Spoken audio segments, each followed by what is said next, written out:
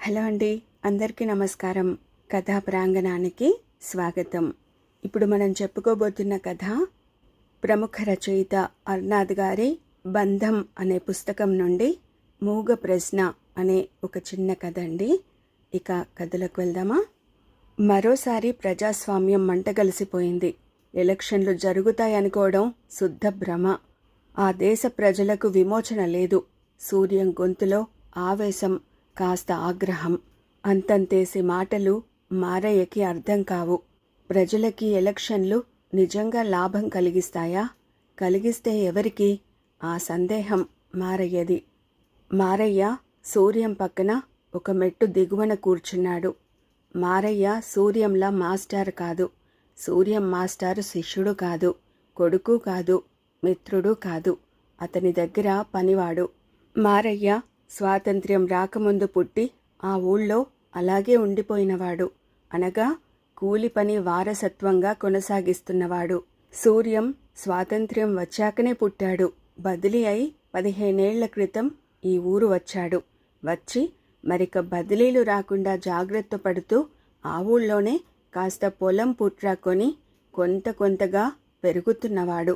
పెరుగుతున్న మనిషికి నమ్మకమైన పనివాడు అవసరం.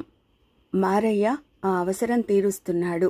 ఒళ్ళొంచి బుద్ధిగా పనిచేసే మారయ్య అంటే సూర్యం మాస్టార్కి చాలా ఇష్టం. అందుకే అతన్ని పనివాడిలా చూడడు. మారయ్యకి పని చేయడం ఎంత ఇష్టమో పేపర్లో వార్తలు వినడం అంత ఇష్టం. మారయ్యకి చదువు రాదు. అంచేత సూర్యం పేపర్ చదవగా వింటాడు వార్తలు. లోకంలో రోజు రోజుకు ఏమవుతుందో తెలుసుకునే కుతూహలం ఒకసారి పుడితే అది వదులుకోలేని అలవాటుగా మారుతుంది. మొదట్లో పేపరు పైకి చదివి వినిపించడం సూర్యానికి కాస్త చిరాకి అనిపించినా ఇప్పుడది అలవాటుగా మారింది. మారయ్య ఉన్నా లేకున్నా పైకి చదివితే గాని పేపరు చదివినట్టుండదు. మారయ్య వార్తలు వినేసి ఊరుకోడు. కలిగే సందేహాలు నివృత్తి చేసుకుంటాడు. అప్పుడప్పుడు వాదనలోకి దిగడం కద్దు. ఆ వాదన సూర్యంకి ఉత్సాహంగానే ఉంటుంది. తెలిసిన వాళ్ళు తెలియని వాళ్ళకి చెప్పడంలో ఓ ఆనందం ఉంది. ఒక్కోసారి అతని వాదన అద్భుతంగా అబ్బురంగా అనిపిస్తుంది. ఈరోజు అలాగే జరిగింది. బంగ్లాదేశ్ ఎన్నికల ఫలితాలు వాయిదా వేసిన వార్త చదువుతూ ఆగ్రహంతో అన్నాడు సూర్యం. ఎర్షాద్ ప్రజాస్వామ్యం పీక నొక్కేస్తున్నాడు. రేపు చూడు, ఇంకే మిలిటరీ వెధవో వాడి పీక నొక్కేస్తాడు. వీడి పీక ఇంకొకడు. వాళ్ళలా కొట్టుకు చస్తారు గాని చచ్చినా ఎలక్షన్లు పెట్టరు. మారయ్యకి ప్రజాస్వామ్యం అంటే ఎప్పటికీ అయోమయ పదమే. ఆ మాట చాలాసార్లు చాలామంది నోట విన్నాడు. అది మాయా పదార్థంలా తోస్తుంది అతనికి.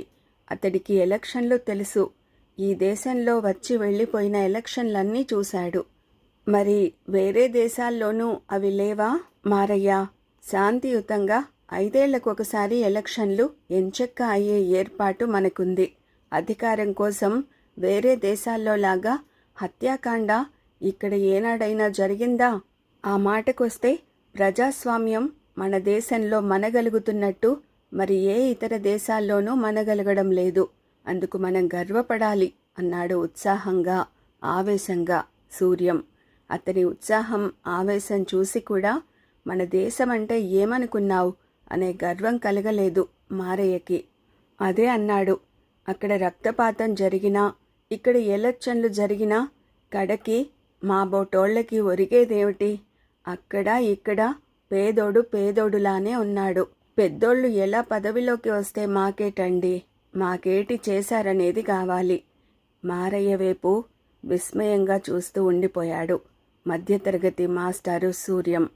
స్వేచ్ఛ, ప్రజాస్వామ్యం, ఎన్నికలు, ఈ నాగరికత అంటే సూర్యం మాస్టారికి నిజంగా ఇష్టం. కూడు గుడ్డ, బతుకు బాగుపడ్డం, ఇవి మించి ఆలోచించడు మారయ్య. ఎక్కి కూర్చునేందుకు నిన్నడిగి నెత్తికెక్కితేనేం, బలిమి నెక్కితేనేం అనాలి మారయ్య. తన మనసులో వాదనని అలా సూటిగా అడగడానికి అతనికి మాటలు, వాటి చక్కటి పేర్పు తెలీదు మారయ్యకి. ఇదండి ప్రముఖ రచయిత అర్నాద్ గారి రచన మూగ ప్రశ్న అనే కథ. మరో మంచి కథతో మళ్ళీ కలుసుకుందామండి. Thank you.